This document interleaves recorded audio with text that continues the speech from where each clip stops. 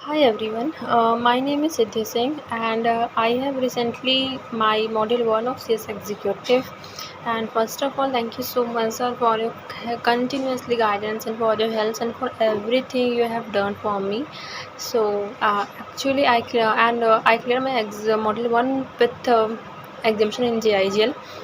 बस कुछ मार्क्स से मेरे रुक गए थे examination in tax and as well as in SBEC like 3-4 marks something. So yeah, and now I'm talking about like daily routine of study. पढ़ाई क्या था, तो ऐसा मेरा डेली रूटीन नहीं था. ये था कि जो पढ़ा था लेक्चर मैंने कंप्लीट कर लिया बहुत पहले ही, बट ये था कि रिवीजन करना था, बस रिवीजन एंड सेल्फ स्टडी करनी थी. कहते हैं ना कि self study the key of the success. So बस सेल्फ स्टडी ही मैंने कंटिन्यूसली करी थी, बाकी ऐसा कुछ भी नहीं था. डेली बस जो इतना पढ़ा था उस डेली रिवीजन करती थी. ये थे कि मैं एक चैप्टर अगर उठाई तो मैं कम्प्लीटली कर लेती थी, उसे क्वेश्चन के साथ में कंप्लीट करती थी. So that was my daily routine. And writing practice से बात करूँ, सो राइटिंग प्रैक्टिस में से मतलब कुछ था नहीं एक्चुअली. क्यों नहीं था, मतलब लाइक कि मैंने मेरा ये थर्ड अटैम्प्ट था. मैं कहूँ तो मेरा थर्ड अटैम्प्ट था एक्चुअली. मैंने अगस्त में एग्ज़ाम दिए बट 15 मार्क्स से सब में रुक गए थे मेरे. अगेन मैंने दिसंबर में दिया, 20 मार्क्स से सी लॉ में रुक गया था. सो लास्ट टाइम जब रिज़ल्ट आया सो ये हो चुका था कि मुझे अब एग्ज़ाम देने ही नहीं है.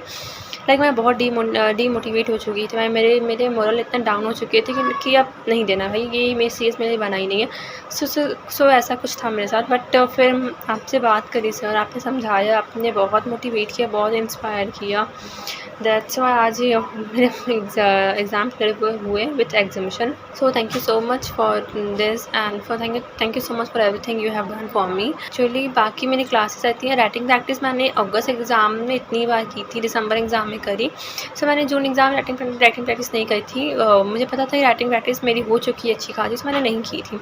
अगर नहीं हुआ था तो डेफिनेटली मैं करती, बट राइटिंग प्रैक्टिस मैंने नहीं की थी. बाकी मैंने पूरे क्वेश्चंस मॉड्यूल से किए थे. मैंने पूरे मॉड्यूल मैंने किया था. लाइक मैंने हर एक चैप्टर के मॉड्यूल्स रीड किए थे, हर एक चैप्टर के क्वेश्चंस मैंने पूरे सॉल्व किए थे.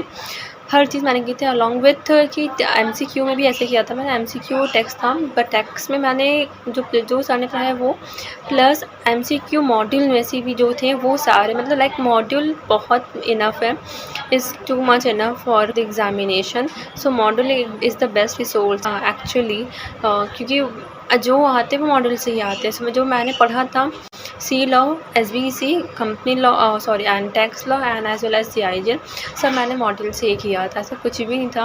एंड मैंने पूरे 5 क्वेश्चन सॉल्व किए थे, एज वेल एज जितने भी मॉड्यूल क्वेश्चन थे वो सारे मैंने सॉल्व किए थे.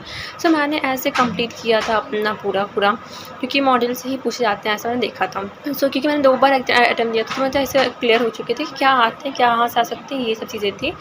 And now 3 tips to give you. So 3 tips, like first of all gives 3 tips में ये है पहला कि मॉड्यूल कंप्लीट करो. मतलब कि पूरा मॉड्यूल कंप्लीट करना ही होगा, किसी भी हालत में करना ही होगा मॉड्यूल, बिकॉज मॉड्यूल से ही सब कुछ आते हैं. तो मॉड्यूल को अगर रेफर नहीं किया तो फिर मतलब नहीं है फिर. तो मॉड्यूल को एक बार गो थ्रू करना, एक बार ये रीड करना, ये बहुत कंपलसरी है. So module and revision is must. Actually exam में जाने से पहले मैंने 3rd टाइम या 4th टाइम मैंने कंप्लीट रिवीजन की थी. लाइक 1-2 बार नहीं, 3 टाइम्स 4 टाइम्स मैंने कंप्लीट रिवीजन की थी. एक्चुअली JIGL मुझे इतना अच्छा लगता था कि मैंने JIGL बहुत अच्छे से पढ़ा था. सो आई गॉट एग्जामिशन इन JIGL. सो एग्जामिशन उसमें थे. बाकी revision is must and self study भी बहुत ज़रूरी है. आपको सेल्फ स्टडी भले लेक्चर कंप्लीट हो जाए, बट सेल्फ स्टडी बहुत ज़रूरी है. बिना सेल्फ स्टडी के क्लियर नहीं हो सकते. So they are the 3 tips which I want to give to everyone.